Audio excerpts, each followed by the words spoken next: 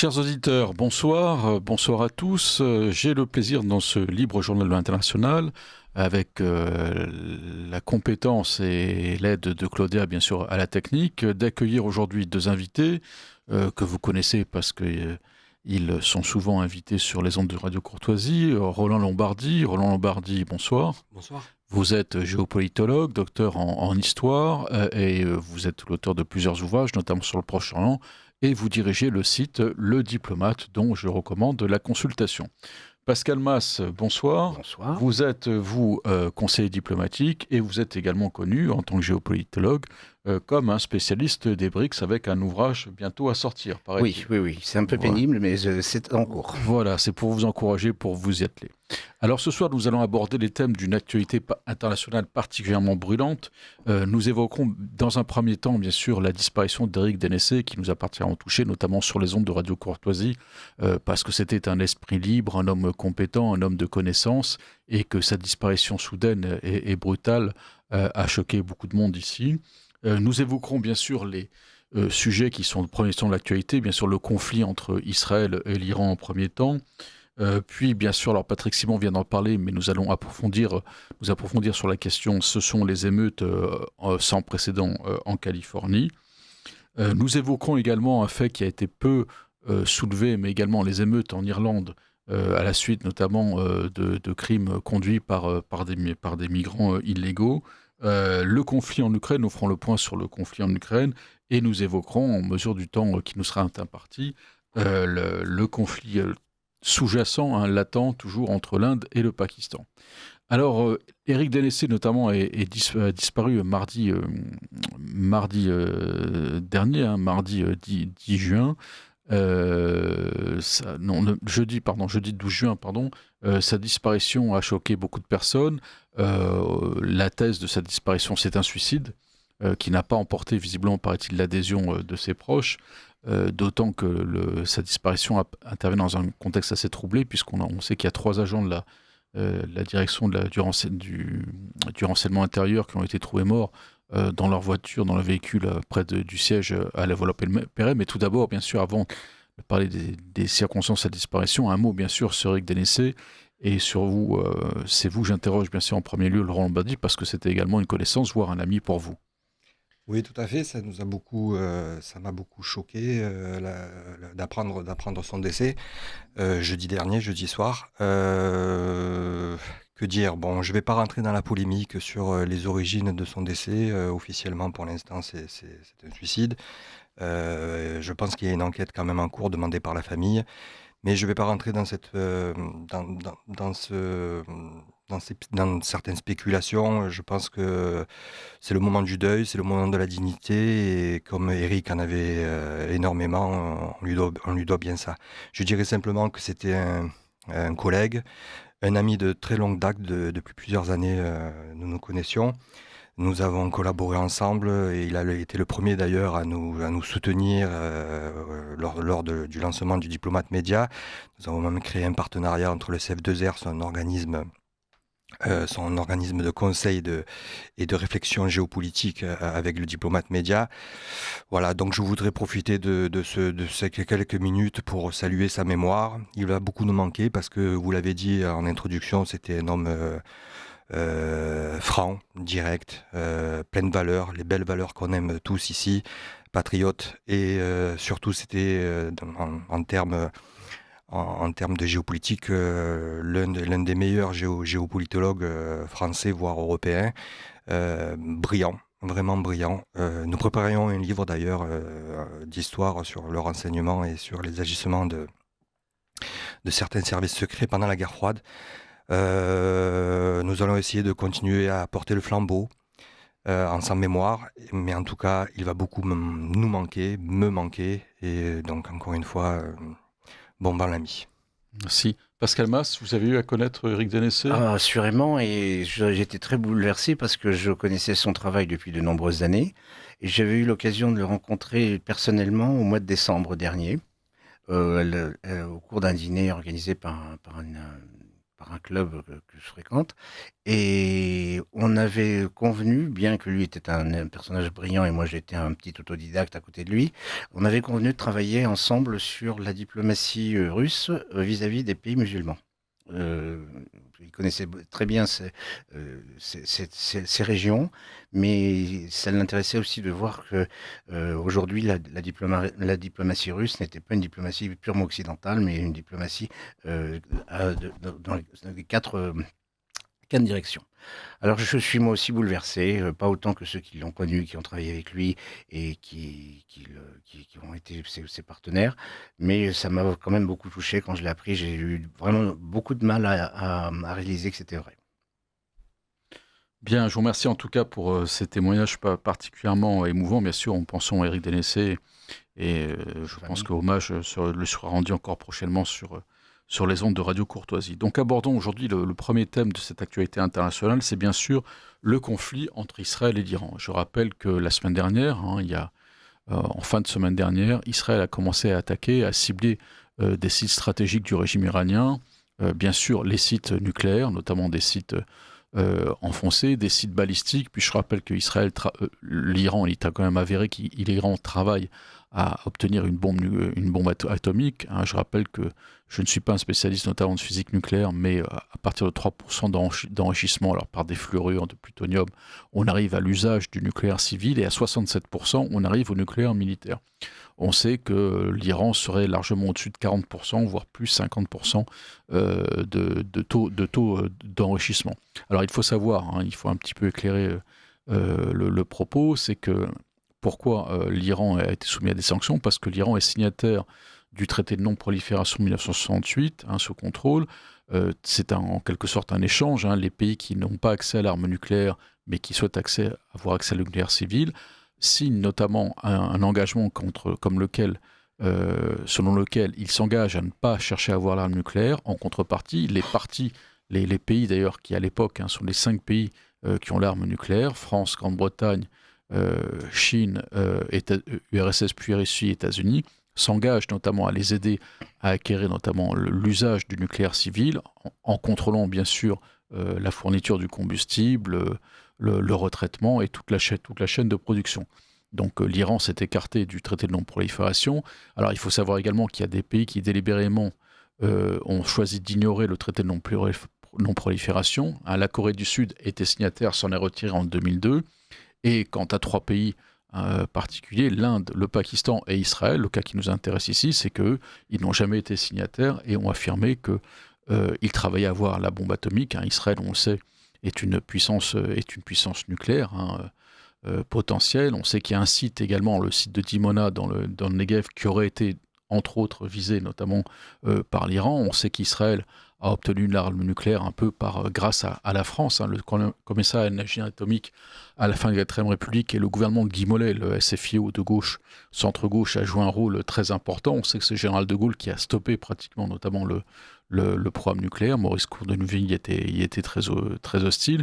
Le combustible a été fourni, on le sait également, par l'Afrique du Sud du temps de l'apartheid, ce qui explique d'ailleurs à mon sens aujourd'hui l'espèce d'obstination qu'a l'Afrique du Sud post-apartheid contre Israël, qui a porté la plainte notamment de la Cour de justice internationale, qui va en quelque sorte régler les comptes un peu avec son propre passé, peut-être plus qu'avec Israël.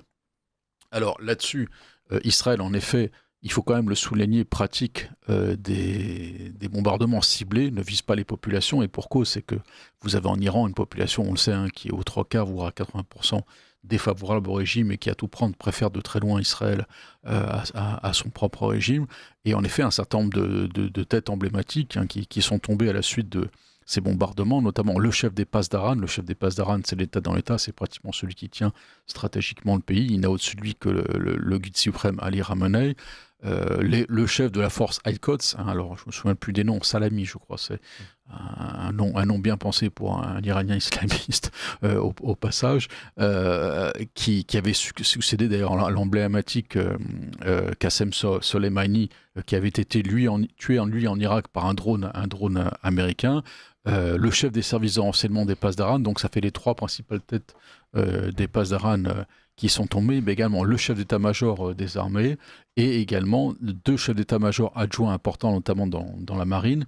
Un dont on sait que l'un d'eux est un négociateur, notamment actuellement pour l'Iran sur la question nucléaire, et 6 ingénieurs nucléaires responsables du programme nucléaire de premier plan. De son côté, l'Iran a riposté par des missiles et plus par des drones cette fois-ci, ce qui fait que le dôme de fer semble avoir eu un certain nombre de failles, puisque l'Iran a visé notamment des villes, vise les populations civiles pour terroriser, mais vise également Haïfa, notamment complexe pétrochimique.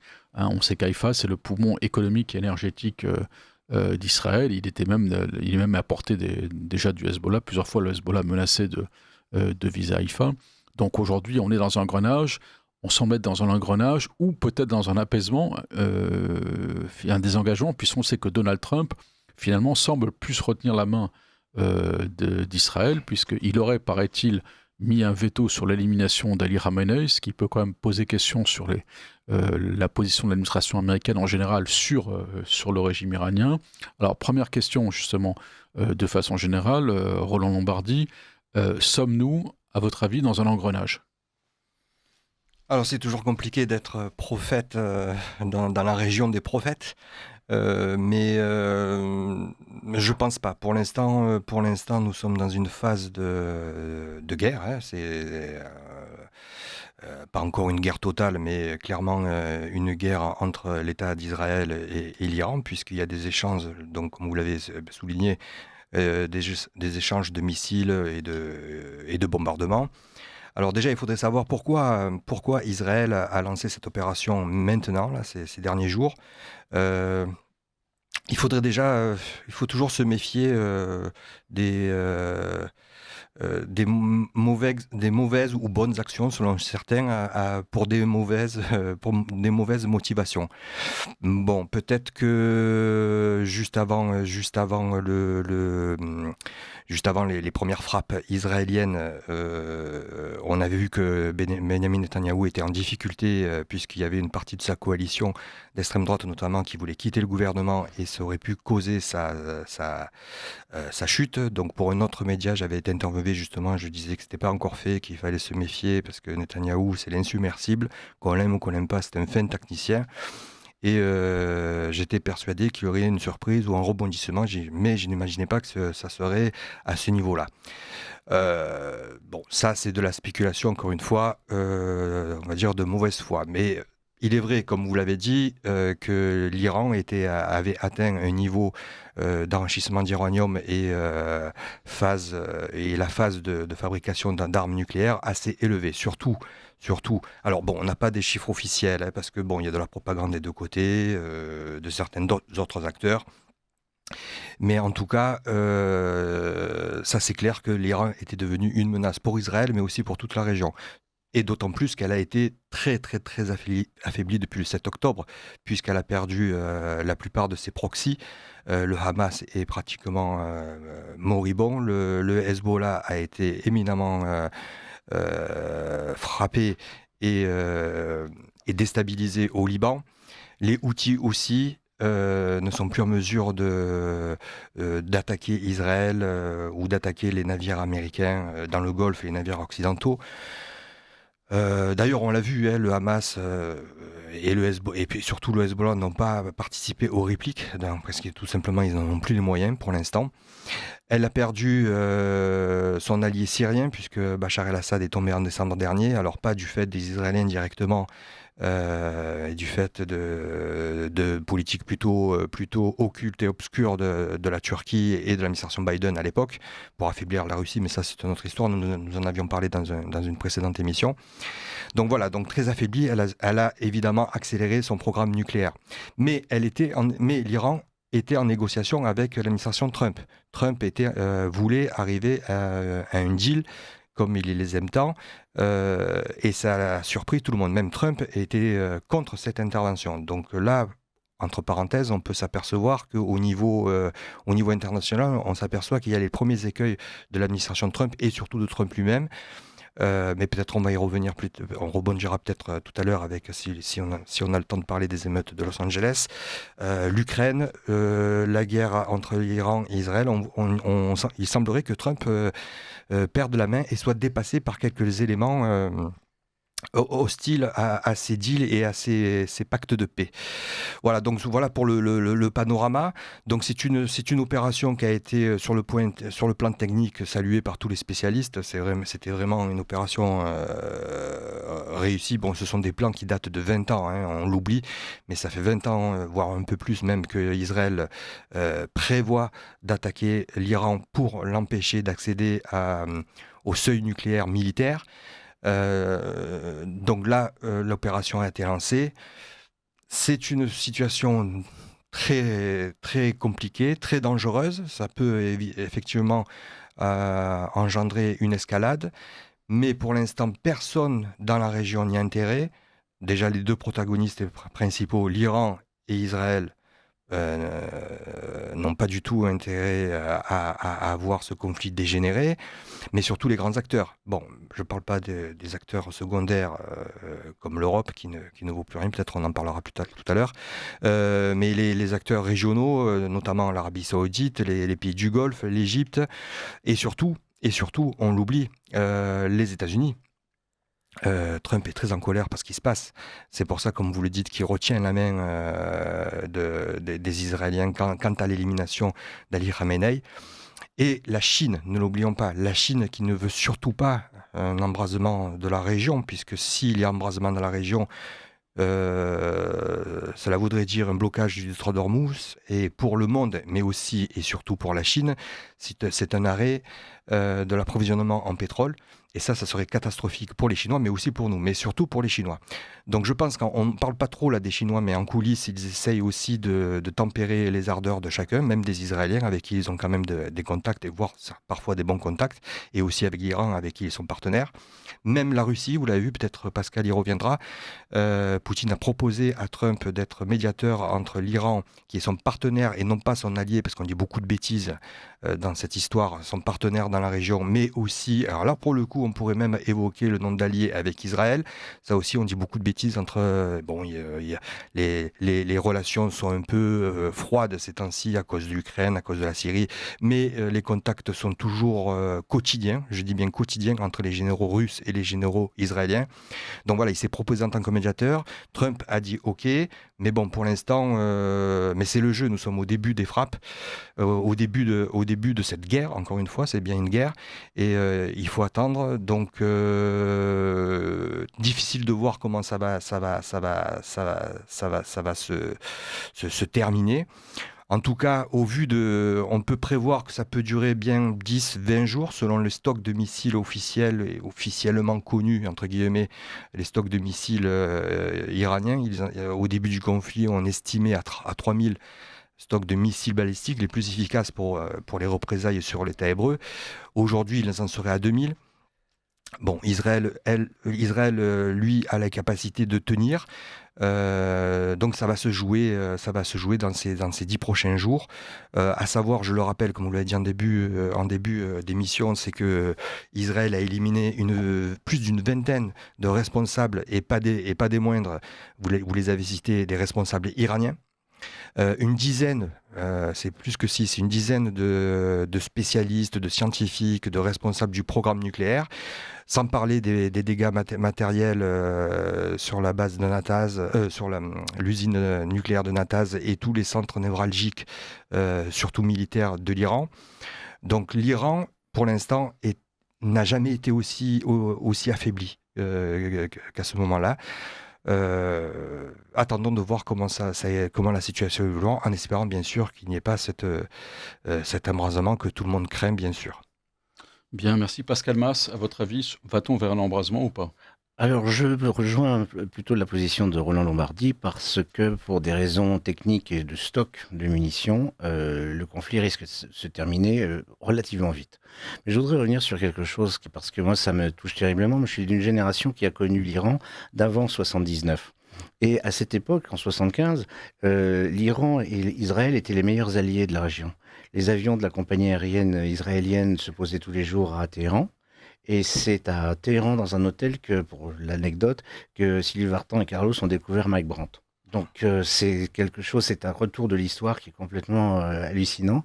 Deux générations en sont devenues des meilleurs alliés à ennemis. Quoique la population iranienne ne se réjouit pas du tout de ce qui se passe, alors que du côté israélien, c'est le bloc central. Alors, comme toujours, quand les Israéliens considèrent que l'État, leur existence est menacée, il n'y a plus de discussion. Tout le monde derrière le chef, et après on se bagarre. Mais là, je crois que Netanyahou fait 95% d'acceptation de ce qui se passe. Pour revenir aux alliances ou aux amitiés, parce que, comme l'a dit Roland Lombardi, il faut bien considérer la différence entre intérêt, amitié et alliés. Voilà. L'Iran, effectivement, faisant partie des BRICS depuis janvier 2024, a des relations privilégiées avec la Russie, avec l'Inde et la Chine. Bon, dans ce type-là, mais ça existait déjà. Il ne faut pas oublier aussi que l'Iran s'était proposé pour faire une médiation entre la Russie et l'Ukraine. Et en même temps, jusque quelques jours avant l'attaque, négociait à Mascate avec les Américains. Donc, Mascate, qui est la capitale d'Oman. d'Oman, exactement. Donc, tout ça, c'est complexe, c'est vrai. Il faut savoir bien le lire, et surtout pas le lire avec un schéma occidental. Ce que moi je dis toujours quand je parle des Russes, parce que je considère que les Russes sont dans l'esprit plutôt orientaux qu'occidentaux, malgré les apparences, c'est que les Israéliens ont bien compris que les Iraniens, s'ils obtenaient la bombe nucléaire, c'était pas pour adopter la théorie de la dissuasion, c'est pour s'en servir. Et ce qui expliquerait la raison pour laquelle ils ont envoyé autant de moyens pour détruire les capacités économiques et de direction de l'État iranien dans cette question de la bombe. Donc, c'est complexe. La Chine, oui, la Chine joue un rôle.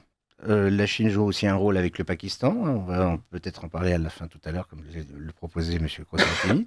Il faut regarder ça, mais sans essayer de calquer avec un logiciel qui date des années 90-2000. Parce que sinon, on se trompe complètement. Et c'est bien entendu ce que l'Europe a choisi et bien entendu ce que le président français a adopté.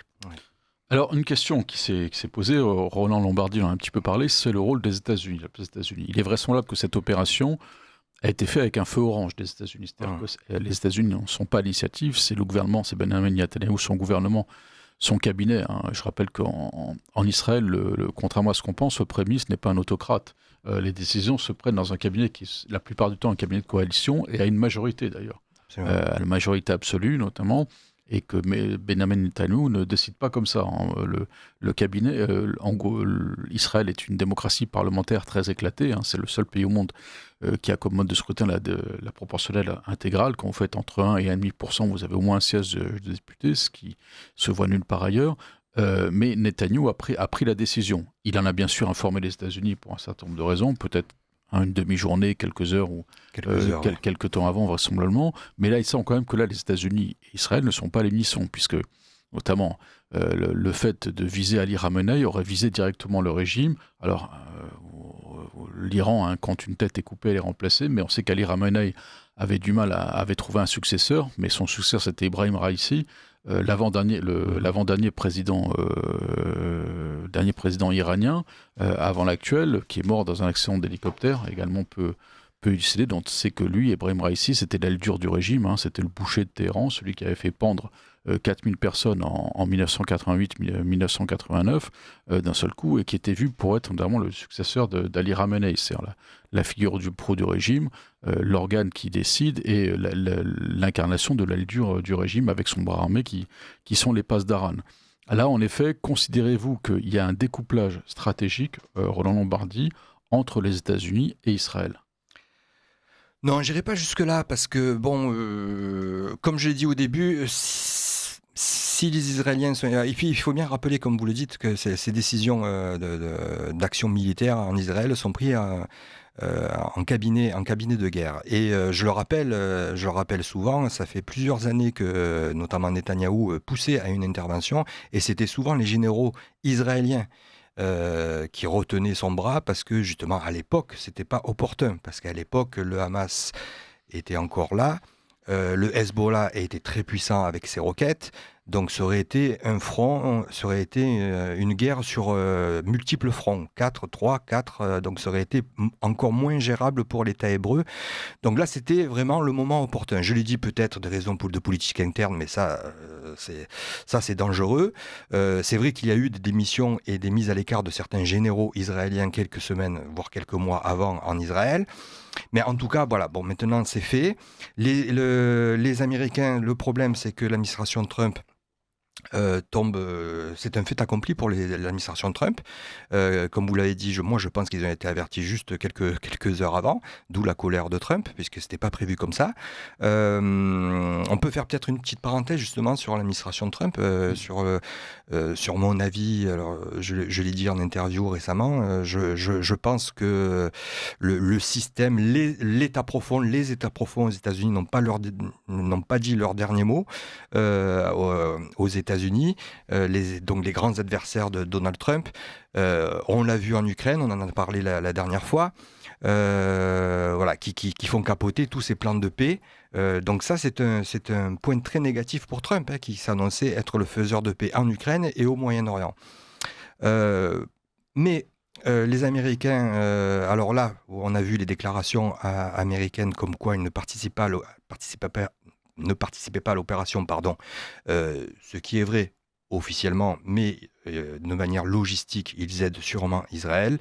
Ces déclarations servent justement à essayer de préserver un petit, même infime espoir de négociation, de canal de négociation, et surtout éviter des représailles sur qui n'ont pas eu lieu d'ailleurs, qui n'ont pas eu lieu, même si les Iraniens, dans leurs déclarations, disent clairement qu'ils ne croient pas les Américains, peut-être à juste titre, sur les bases américaines en Irak et ailleurs dans le Golfe. Et sur les alliés aussi, entre guillemets, certains pays du Golfe qui se sont rapprochés d'Israël ces derniers temps et qui auraient, dit-on, lors de la première salve de drones envoyés sur Israël, encore une fois aidé Israël à éliminer tous ces drones, comme en octobre 2024. Donc pour l'instant, on voit qu'il y a de la prudence des deux côtés. Alors est-ce que c'est une raison technique parce qu'il faut gérer les stocks du côté iranien? Les Israéliens déroulent leur plan. Alors je ne pense pas que dès le départ, ils voulaient abattre Khamenei. Vous savez, les Israéliens comme les Iraniens sont des joueurs d'échecs. Lorsqu'on entreprend une partie, les grands joueurs d'échecs prévoient toujours 25 coups d'avance. Et ils ont miné les premières têtes du régime iranien. Ils savent très bien qu'il y a les remplaçants. Ils les connaissent aussi. Ils attendent de voir qui va sortir peut-être un peu du chapeau. Khamenei, il reste vraiment la dernière et l'ultime action, je vais dire. Parce que, bon, là, c'est au-delà de l'efficacité peut-être pour abattre le régime. Ce que les Israéliens ne veulent pas. Ils veulent que ce soit le peuple israélien. Et ça, quand ils font leur déclaration, ils le disent, soulevez-vous, mais ils ne veulent pas participer parce que justement, ils ont peur de la suite, il faut savoir. Alors, on connaît un peu l'opposition iranienne. Le problème, c'est que l'opposition iranienne est très divisée.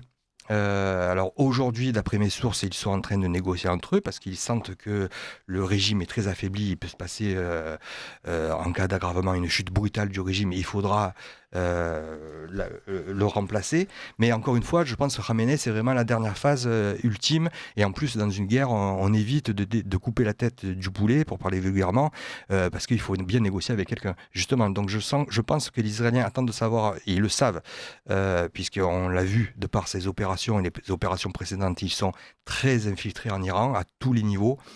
Ils ont les yeux et les oreilles partout, ils savent vraiment ce qui se passe. Donc là, ils ont vu les nouvelles têtes, ils voient qui ils peuvent épargner, qui ils peuvent frapper éventuellement, pour pouvoir négocier par la suite. Parce que bien sûr, comme toute guerre, ça se finira par une négociation.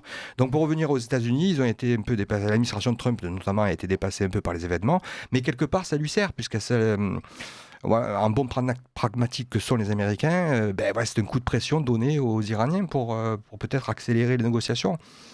Voilà, donc pour l'instant, encore une fois, on ne sait pas encore ce que ça va donner, mais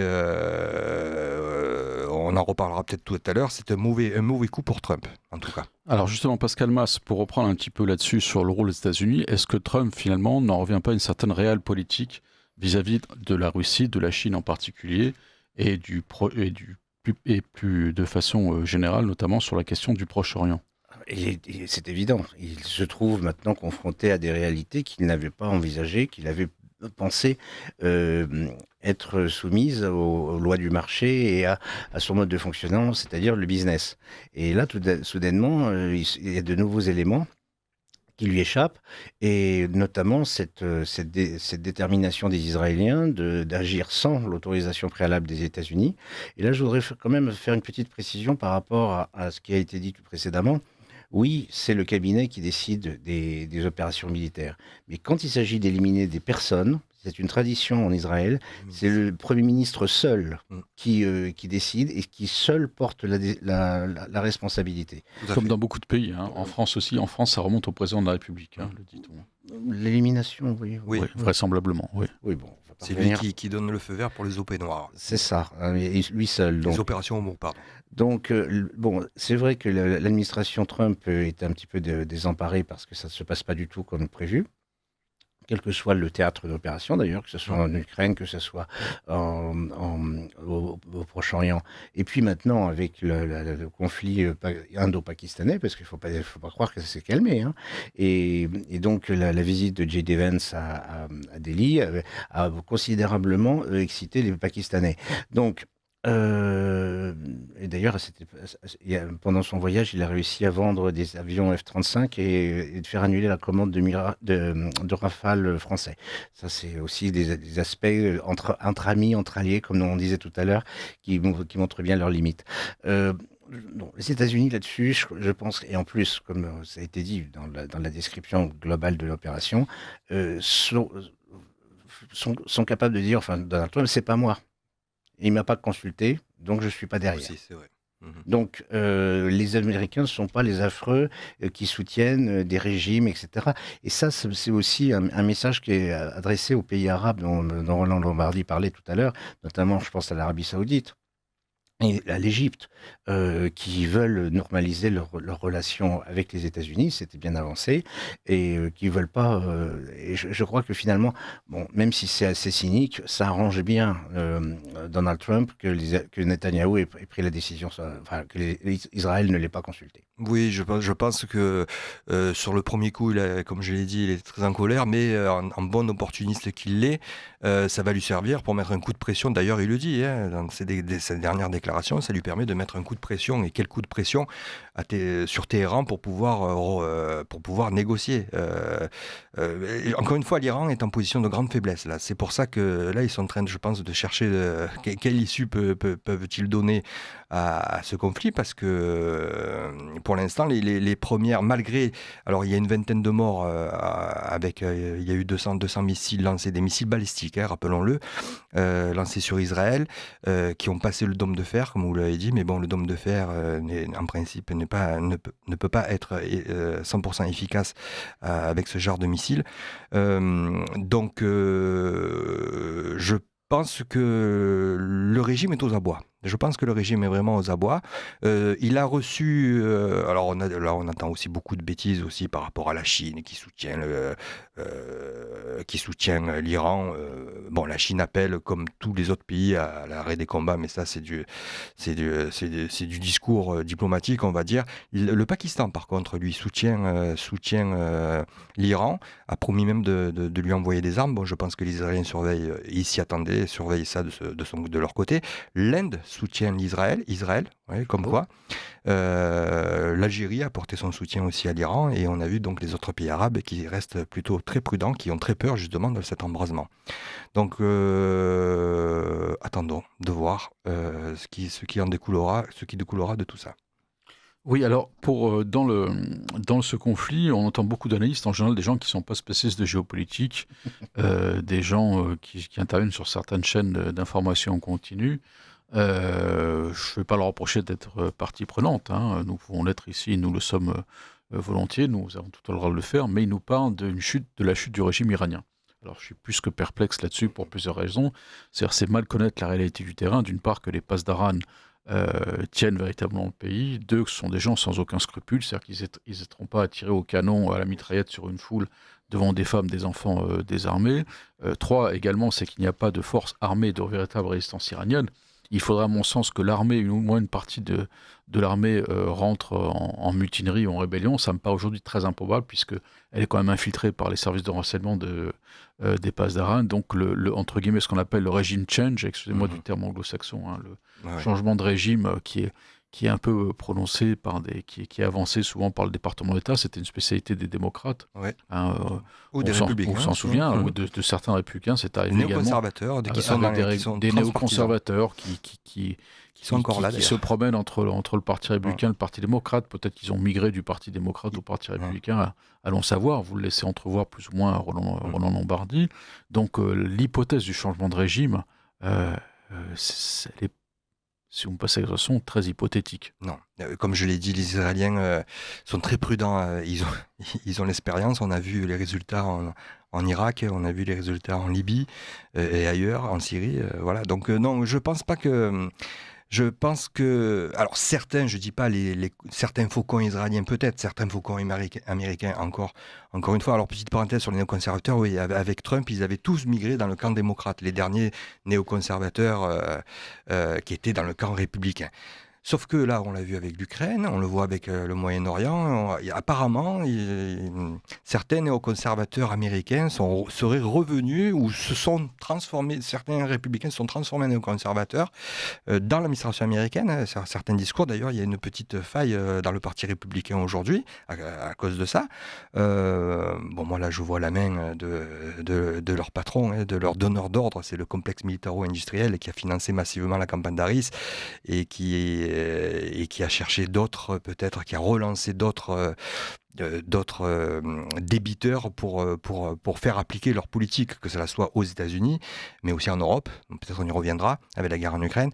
Donc voilà, le régime change, non. Surtout qu'une révolution, pour qu'elle fonctionne, il faut 4 éléments. Déjà, il faut un leader charismatique. Il faut une cause. La cause, c'est clair, ils l'ont, c'est la liberté, le retour à la liberté, la mise au pas de cette théocratie extrémiste.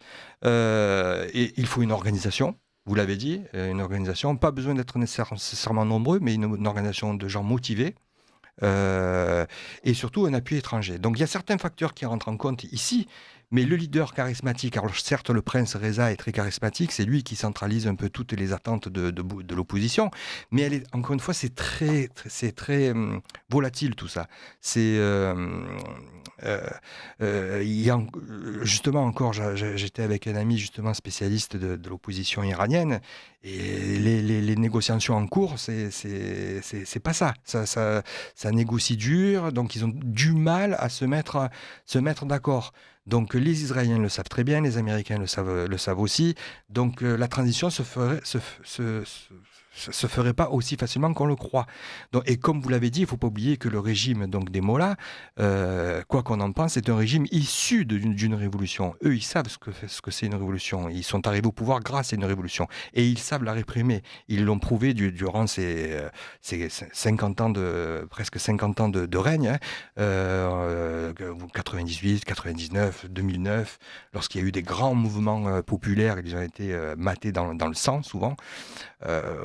Voilà, donc pour l'instant, c'est pas d'actualité le régime change, ni pour on va dire la majorité des responsables américains et la majorité des responsables israéliens.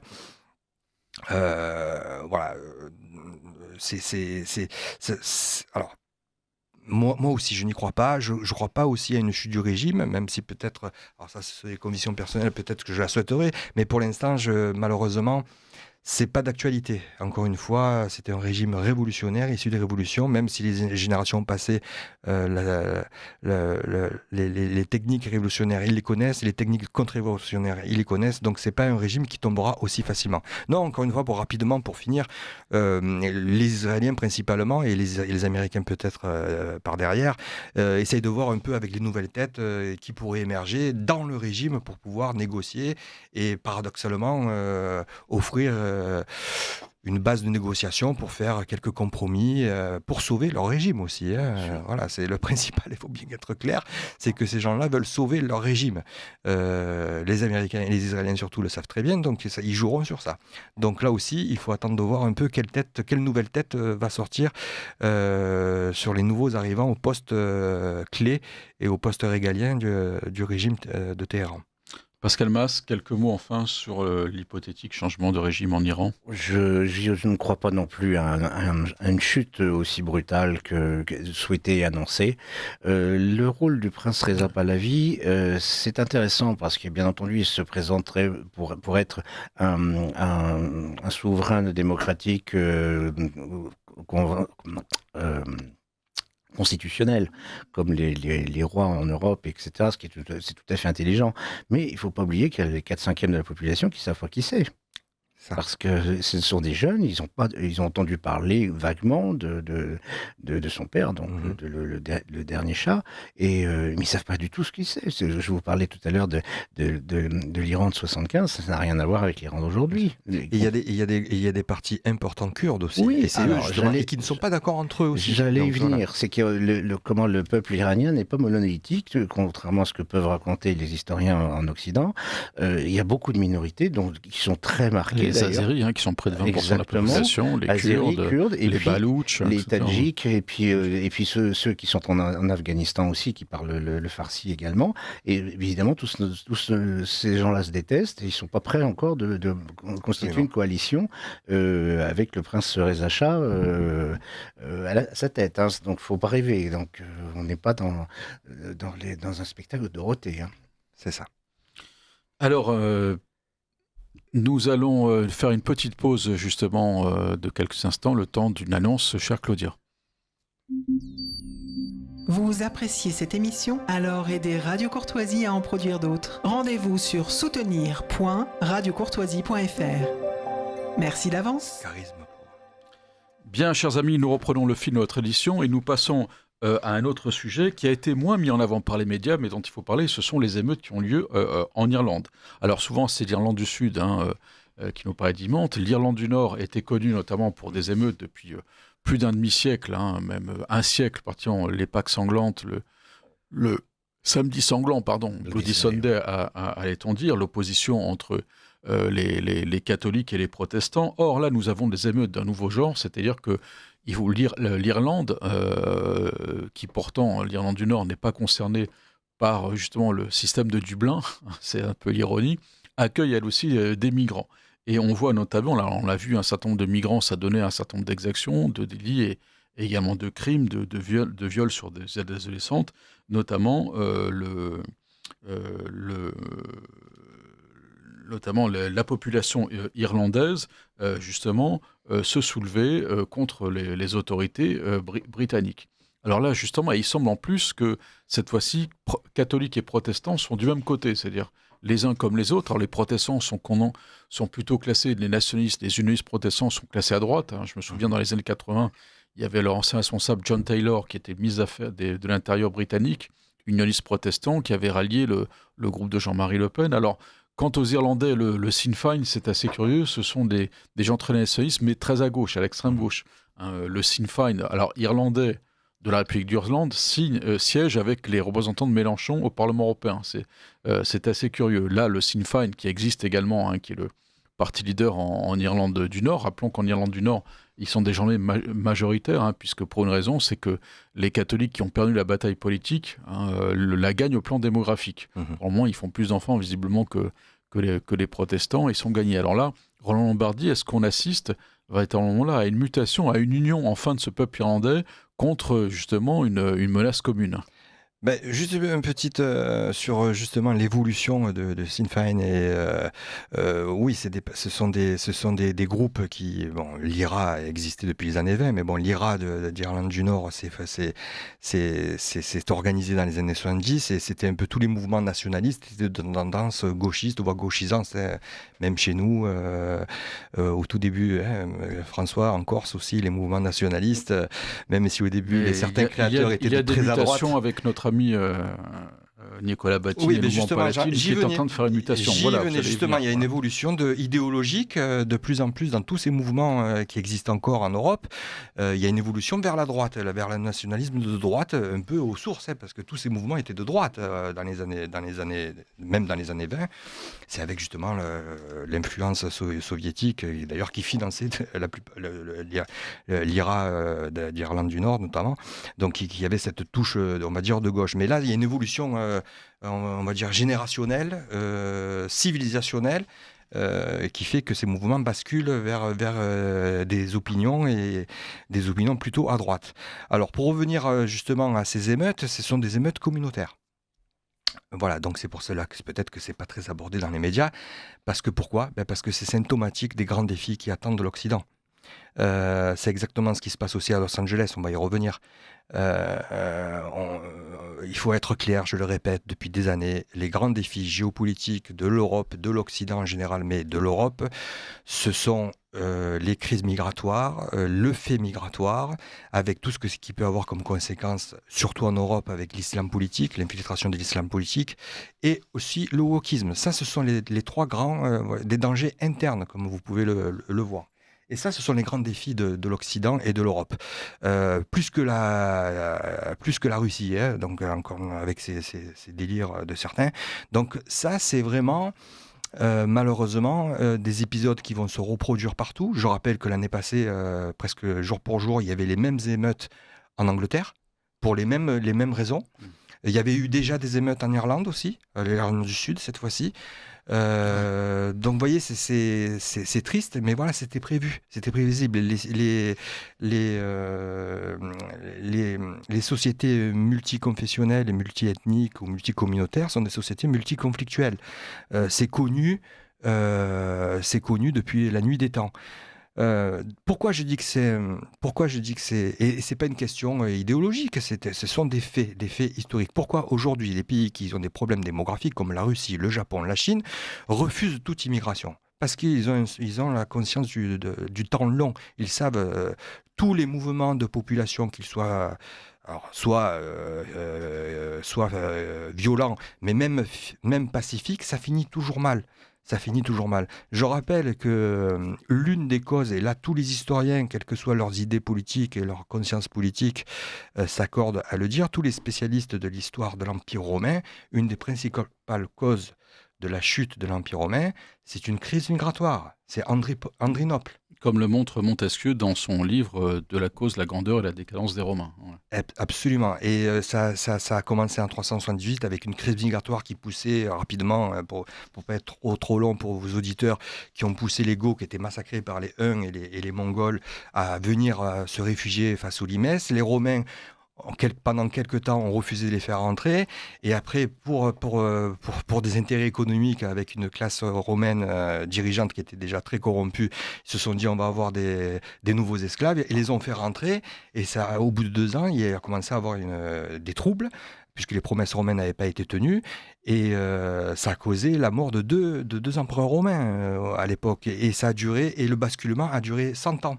Donc vous voyez, ça c'est l'exemple le plus frappant, que les mouvements de population sur un territoire donné causent toujours des grands chamboulements.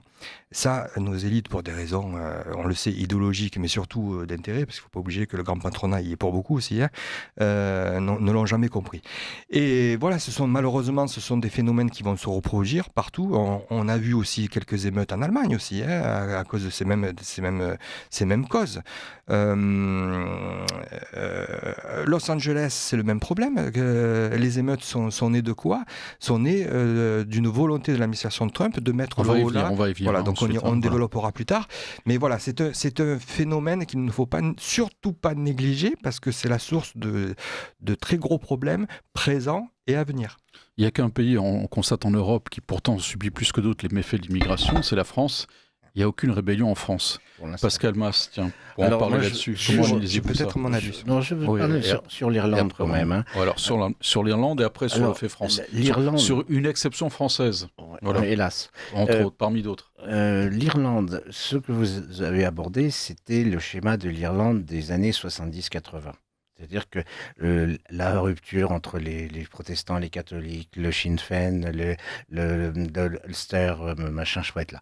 Bon, c'est plus comme ça, parce que depuis, il y a eu des crises économiques qui ont fait que l'économie de l'Ulster, de l'Irlande du Nord, donc, est complètement ravagée.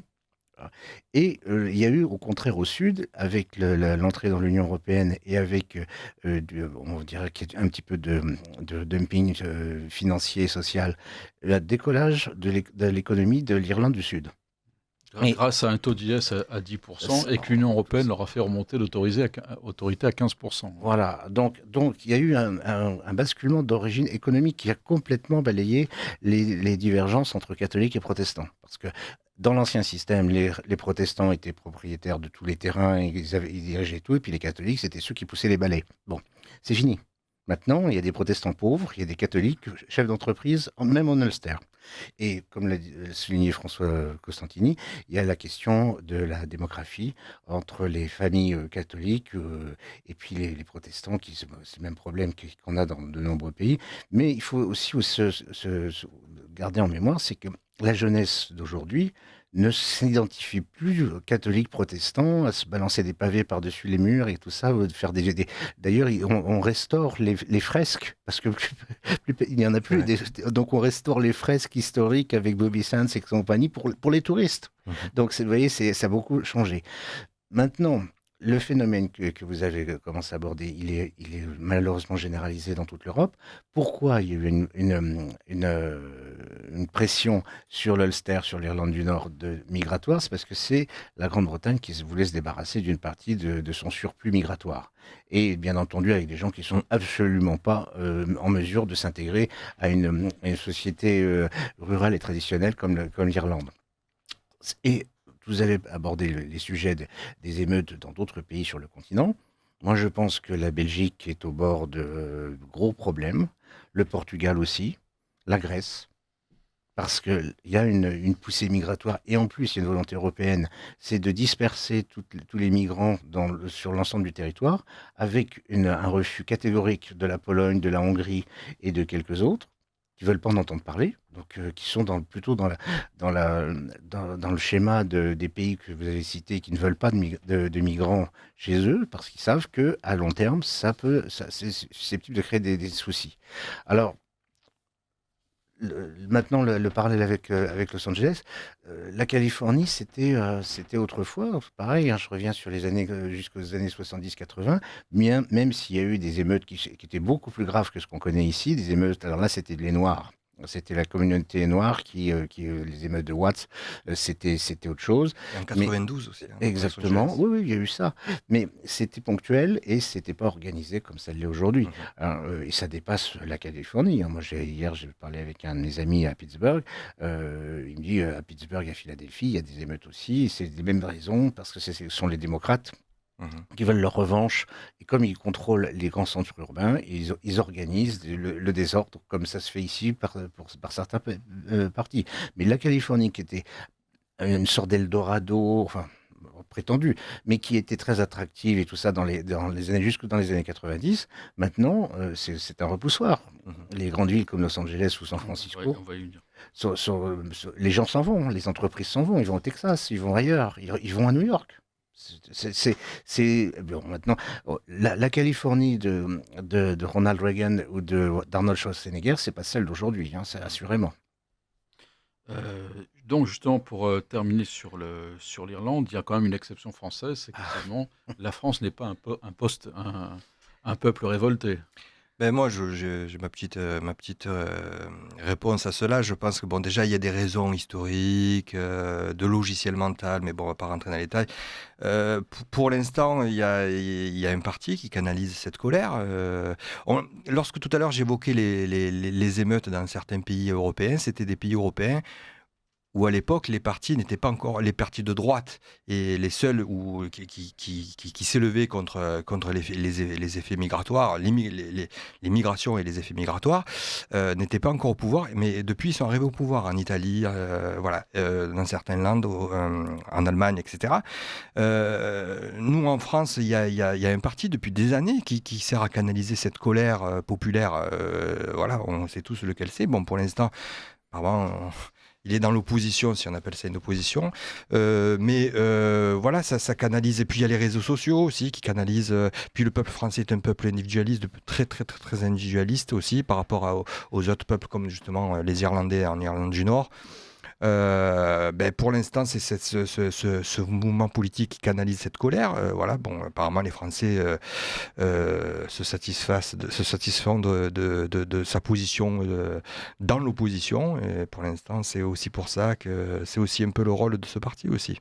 Alors, passons à une autre insurrection. Alors, on en parlait justement, Patrick Simon en faisait allusion, c'est de Los Angeles. Alors, justement, il faut rappeler quand même que au cours des années Biden, des millions d'immigrants, des millions, sont rentrés. Il y aurait aujourd'hui entre 12 et 15 millions de migrants illégaux aux États-Unis. Souvent, d'ailleurs, très souvent, ces migrants ont été envoyés par des cartels de la drogue, latino-américains, notamment mexicains. On a vu d'ailleurs, alors personne n'en a parlé, moi j'ai vu parmi les émeutiers brandi le drapeau mexicain. Et à un moment, la présidente mexicaine, Claudia Sheinbaum, qui était très marquée à gauche, a dû se dédouaner et dire que le Mexique n'y était pour rien. Je rappelle quand même qu'au Mexique, vous avez quand même aujourd'hui une idée qui prévaut dans les esprits, c'est de dire que toute la partie du Mexique que les Mexicains ont perdu, enfin les Espagnols ont perdu à l'époque, les Mexicains vont la reconquérir. Même quelqu'un comme Alexandra Ocasio-Cortez, qui est d'extrême gauche, parle de reconquête justement par le Mexique, par la démographie, par l'immigration, des terres qu'ils ont perdues. C'est-à-dire le Nouveau-Mexique qui était immense à l'époque, la Californie, l'Arizona, le Nouveau-Mexique, la Floride, etc. Ce sont des territoires qui seraient dans le viseur de reconquête du Mexique. Est-ce qu'on justement on peut parler justement du rôle du Mexique dans ces émeutes? On sait justement, alors en plus qu'il y a eu des trafics où on soupçonne la Chine d'avoir laissé envoyer du fentanyl, le transformant un grand nombre de jeunes Américains en véritables zombies. Je rappelle, c'est un reproche qu'on avait fait au régime syrien, à l'Iran, au Hezbollah, d'envoyer également du Captagon, cette fois-ci dans les pays du Golfe, pour essayer en quelque sorte de faire des jeunes saoudiens ou du Golfe des zombies. Et là, on voit qu'en effet, cette ville de Los Angeles est en quelque sorte un État dans l'État, un sanctuaire démocrate, alors par sa mère qui justement est très à gauche, mère d'extrême gauche, qui est aujourd'hui véritablement en état de sécession. Newsom, le gouverneur de Californie, qui lui, justement, a un bras de fer, et dans ce sens, un bras de fer juridique avec Trump, justement, sur la mise en main, sur la main, notamment sur la garde fédérale. On sait que le président peut reprendre, mais ça, c'est également une vieille rhétorique entre le pouvoir fédéral et le pouvoir des États. Mais là, on a véritablement, cette fois-ci, une émeute qui n'est pas spontanée, puisque l'émeute, je le rappelle, n'est pas celle... Alors certes, les migrants illégaux y participent, mais ceux qui l'ont lancé sont de groupes d'extrême gauche, Absolument. des groupes trotskistes, des groupes antifa, des groupes dont on sait également qu'ils ont une certaine porosité avec l'aile gauche du Parti démocrate. Aujourd'hui, au sein du Parti démocrate, on parle de socialistes, d'antifa, d'intersectionnalité, de théorie du genre, d'antiracisme militant, non pas d'antiracisme idéologique, mais de l'antiracisme militant qui n'est en fait qu'une sorte de racisme en quelque sorte à rebours. Donc véritablement aujourd'hui, est-ce que par cette émeute justement, il n'y a pas aujourd'hui ce que Arthur Schlesinger Jr. écrivait dans son livre en 1992, non pas la bannière étoilée mais la bannière étiolée, une désunion américaine et finalement une tentative véritablement des démocrates de prendre par la rue ce qu'ils n'ont pas eu par les urnes? Ah ben c'est clairement le cas, vous l'avez bien souligné, tous ces groupes. Alors, il faut bien rappeler les faits, ce sont des émeutes qui ont commencé parce que l'organisme fédéral, l'ICE, qui était en train de faire des arrestations de clandestins, il faut bien le dire, d'immigrés clandestins, et parfois ce qu'on appellerait ici des OQTF, des gens qui n'avaient rien à faire sur le territoire américain, qui étaient des condamnés, qui sont des criminels, et était en train d'être récupéré par l'ICE pour être expulsé. Et on l'a vu très vite, ce sont des groupes de clandestins, mais comme vous l'avez très bien dit, encadrés par des groupes d'extrême gauche qui ont été à la manœuvre très vite pour s'attaquer aux policiers qui faisaient ces arrestations. Et c'est cela qui a fait déclencher, qui a fait dégénérer ces arrestations en émeute. Et on le voit c'est quand même effarant, les discours de la maire de Los Angeles, du gouverneur, qui n'appelle pas du tout au calme, qui jette de l'huile sur le feu. On n'en parle pas en Europe, et notamment en France, c'est quand même aberrant quand même que des gens qui sont en poste, même s'ils n'ont pas la même couleur politique que le président américain, appellent clairement à l'insurrection. Donc ça, c'est une situation très grave et finalement, oui, vous avez tout à fait raison, c'est en quelque sorte, le Parti démocrate, lui, on l'a de plus en plus viré à la gauche, voire l'extrême gauche. Ce n'est plus le même Parti démocrate d'il y a 10-15 ans.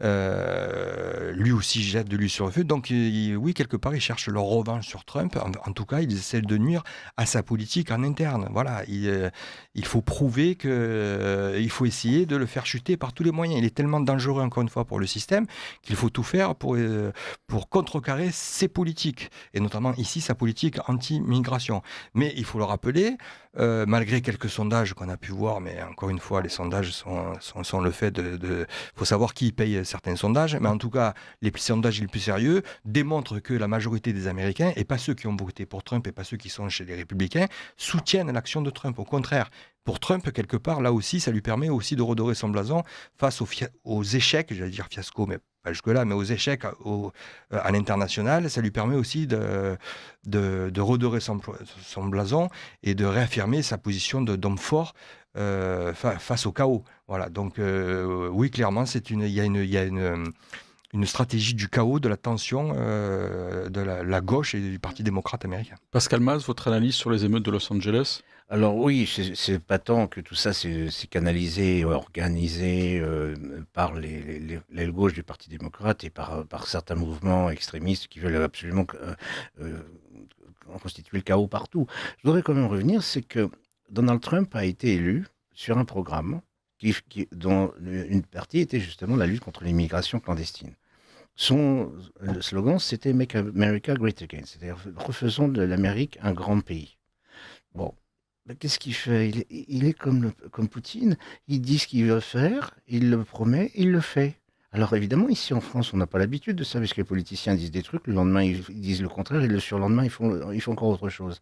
Mais c'est pas une surprise. Et quand il dit, voilà, c'est pas la rue qui va décider, ben le peuple américain, surtout les petites gens qui ont voté pour lui, qui souffrent justement de ces gangs, de toute cette immigration incontrôlée qui a été portée par Biden, et surtout par Kamala Harris, et ses bienfaiteurs supporters, je parle d'Hillary Clinton et des deux Obama, eh bien, eux, ils disent, ben non, on va soutenir Donald parce qu'il fait ce qu'il a dit.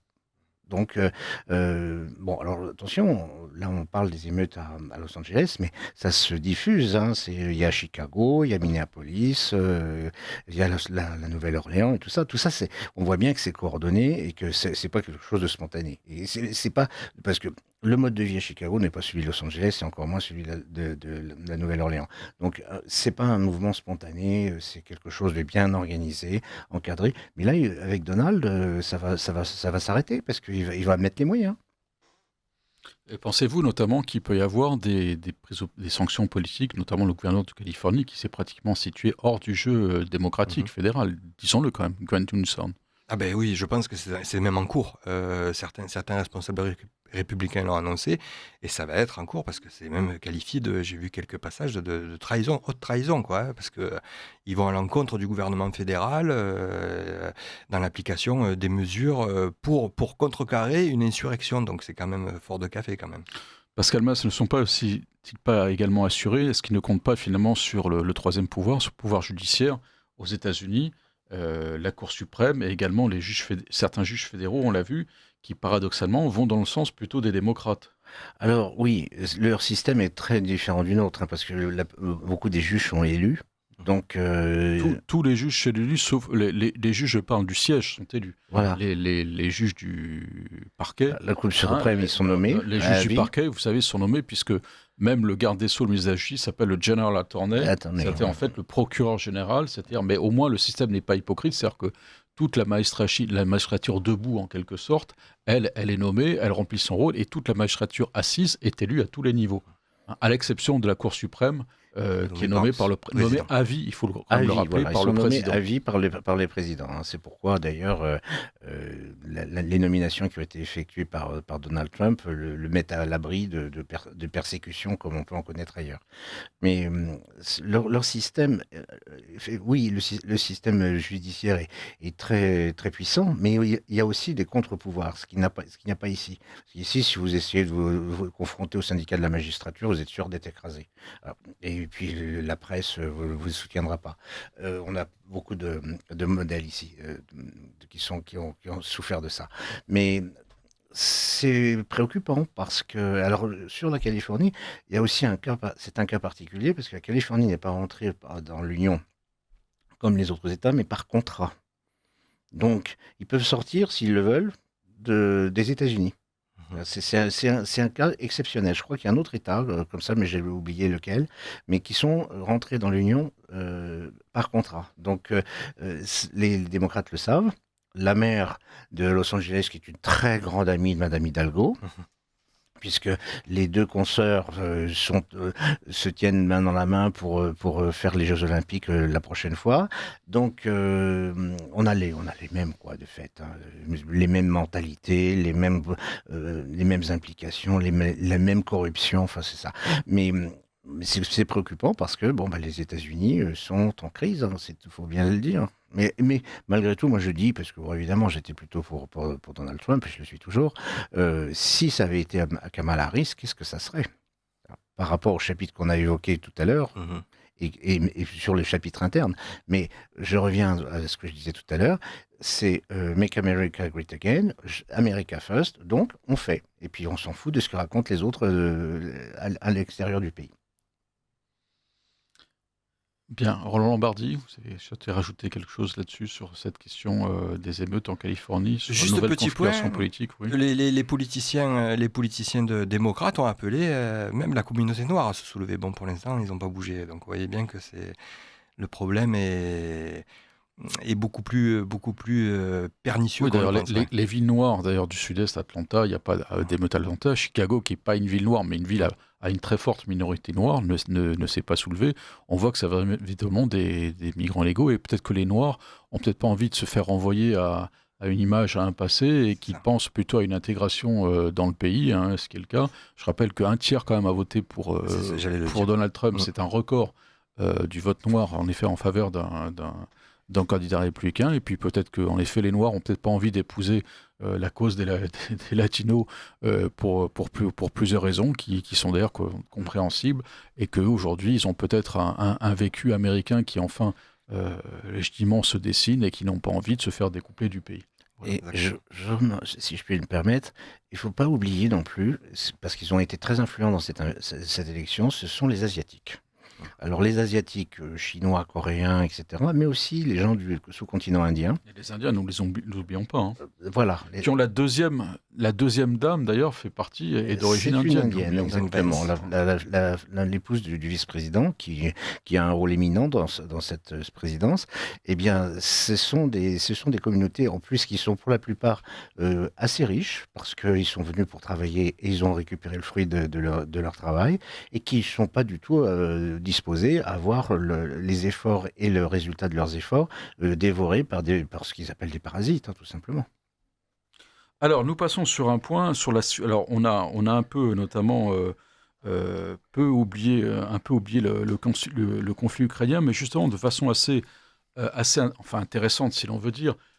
Il est couplé en ce moment, justement, avec la question d'Israël. Alors, tous les propos apocalyptiques, hein, on a essayé de limiter un petit peu leur portée, nous disent qu'avec l'Ukraine, avec notamment le conflit entre Israël et l'Iran, eh bien, véritablement, on s'avance vers une troisième guerre mondiale qui viendrait partir de là. Alors justement, au contraire, est-ce que le conflit justement ukrainien n'est pas plutôt en quelque sorte en train de se sanctuariser?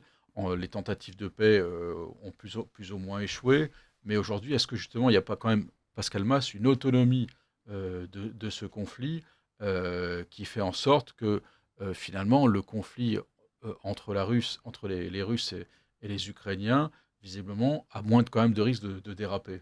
Oui, assurément. Et il se trouve en plus que sur le terrain, l'armée russe progresse chaque jour et dans des proportions considérables, que même si les pourparlers de paix n'ont pas encore donné des résultats probants, il y a quand même eu des discussions, il y a eu des échanges de prisonniers. Il y a eu aussi, ça c'est assez sordide, des échanges de corps de soldats qui ont été éliminés, avec un aspect encore plus effrayant de la part de Zelensky, c'est qu'il ne voulait pas des corps des Ukrainiens pour deux raisons. Alors il y en a une, c'est pour ne pas qu'on puisse compter le nombre de morts. Et la deuxième, qui est encore plus épouvantable, c'est que il y a une loi ukrainienne qui fait que pour chaque soldat mort, il y a une compensation qui vaut à peu près 35 000 euros pour la famille. Et comme il ne veut pas payer, enfin son entourage ne veut pas payer, donc on dit il n'y a pas de mort. Donc on ne les prend pas. C'est pourquoi il y a des camions réfrigérés russes qui attendaient à la frontière pour rapatrier les cadavres de ces pauvres garçons qui sont morts pour la folie de M. Zelensky. Alors lui, le Zelensky, il continue à afficher, à brandir le torchon pour dire attention, parce que si vous vous polarisez sur le conflit israélo-iranien, on ne va plus parler de moi, j'aurai plus d'argent, et puis vous n'allez plus me soutenir militairement. Ce qui semble être de plus en plus le cas, puisque le ministre des Affaires étrangères allemand s'est déplacé. Dans certains pays, on commence un petit peu à réfléchir sur le soutien à l'Ukraine. En Autriche, bon, en Italie déjà depuis très longtemps, mais aussi dans d'autres pays, on dit finalement l'autre il nous demande de l'argent en permanence et puis finalement on voit bien que ça se passe mal. Donc il y a ça. Et puis à l'interne, en Ukraine. Bon, j'ai déjà dit ici que le soi-disant président n'était plus président depuis le 29 mai 2024, 19 mai, pardon. Mais ça a l'air de pas trop gêner Madame van der Leyen, Monsieur Macron. Bon, mais il y en a d'autres qui disent mais on va pas parler avec ce type-là qui n'a aucune légitimité. Et là aussi, c'est comme on parlait de l'Iran, il y a des changements, donc certains attendent, alors ceux qui attendent de voir ce qui se passe, c'est plutôt les Américains et aussi d'autres partenaires chinois et autres. Les Européens continuent à parier sur Zelensky comme si c'était un sauveur ou un type qui était irréprochable et bien entendu incontestable. C'est pas le cas. Là, j'ai vu une des récentes déclarations du G7, là, les leaders européens qui étaient tout contents d'annoncer que l'aide européenne dépassait à présent l'aide américaine. Voilà, donc, et ça ne fait que commencer. Et ça ne fait que commencer. Oui, et surtout en quelques mots, et ça pour le coup il a raison, lorsque Pascal rappelait que Zelensky avait peur que l'attention américaine se détourne de plus en plus de l'Ukraine pour se focaliser sur Israël, c'est tout à fait vrai, puisqu'il est quasiment certain que le peu d'aide, puisque Trump y a mis un grand coup d'arrêt, le peu d'aide américaine, que ce soit en monnaie trébuchante ou en armes, ont été grandement réduites, mais le peu d'aide que recevait encore l'Ukraine, notamment sur le plan militaire, va être totalement détourné vers du côté israélien. C'est sûr. Alors pour terminer, Pascal Mas, vous souhaitiez nous parler un peu du conflit entre l'Inde et le Pakistan, et qui semble s'être refroidi notamment depuis alors à suite des attentats, la riposte de l'Inde, un début d'affrontement sur la ligne de front au Cachemire. Oui. Qu'en est-il de ce conflit ? Vous avez 2 minutes. Oui, ça sera suffisant. Bon, ce conflit, moi je le considère comme important, contrairement à ce que la doxa ici en Europe, parce que là on a vraiment 2 puissances nucléaires qui, elles, sont capables de se balancer mutuellement des vecteurs nucléaires. Ils s'en fichent. Hein. Les Indiens, ils disent, on s'en fout, on est 1,2 milliard. Bon, en plus, il y a le fait que du côté pakistanais, ce sont des musulmans islamiques extrêmes, et puis du côté hindou, c'est pas trop mal non plus. Hein. Bon, alors qu'est-ce qui s'est passé ? Non, il y a eu le conflit de territoire, il y a toujours eu des accrochages, mais ce qui a déclenché la graduation de la crise, c'est à la fois l'attentat contre les Indiens donc dans le Cachemire, et puis aussi la déclaration de Modi en disant qu'il allait déchirer l'acte le traité de l'Indus. Et là, c'est quelque chose de terrible parce que c'est la répartition de l'eau. De l'eau. Et donc, pratiquement 80% de l'économie de cette région, côté pakistanais comme au côté indien. Et donc, c'est quelque chose de très grave. Alors, je voudrais quand même dire un truc, parce que c'est que, vous savez, il y a eu un accident d'un avion qui est parti d'Ahmedabad à destination de Londres. Et bon, on en a parlé comme si c'était un accident, etc. Bon, moi, j'ai eu l'occasion de parler avec des gens là-bas, en Inde, qui disent que c'est un attentat. Alors, un attentat, bien sûr. Il ne faut pas oublier que le Gujarat, la région dont Ahmedabad est la capitale économique, jouxte le Pakistan. Et c'est aussi la ville de naissance du Premier ministre Modi. Donc, je ne veux pas faire du complotisme, mais des questions peuvent se poser sur l'origine de cet accident. Roland Bardy, en 10 secondes, pas grand-chose à rajouter. Non. Je reviendrai, je saluerai la mémoire d'Éric et je porte mes condoléances à sa famille. Bien sûr. Alors, juste un mot pour relayer les messages de nos auditeurs. Une auditrice de Boissy-l'Aillerie, dans le Val-de-Marne, qui envoie 100 €. Merci pour votre excellente émission, courtoisement vôtre. Merci, madame. Un auditeur de Saint-Mandé, dans le Val-de-Marne, qui envoie 40 €. Veuillez trouver ma cotisation pour 2025. Merci pour vos émissions toujours très intéressantes. Et enfin, un couple d'auditeurs de Stein, en Seine-Saint-Denis, qui envoie 50 €. Je suis heureux de pouvoir vous envoyer ma cotisation supplémentaire pour cet été, qui vous est si utile à survivre en cette période difficile. Merci encore pour toutes ces magnifiques émissions qui contrastent tant avec la soupe tiède des médias traditionnels que je n'écoute plus grâce à vous. Bon courage à vous, amitié. Je vous rappelle que Radio Courtoisie ne vit justement que grâce au soutien de vos auditeurs. Donc n'hésitez pas à faire des dons avant l'été. Amis auditeurs, bonsoir. Et si Dieu le veut, à dans 4 semaines.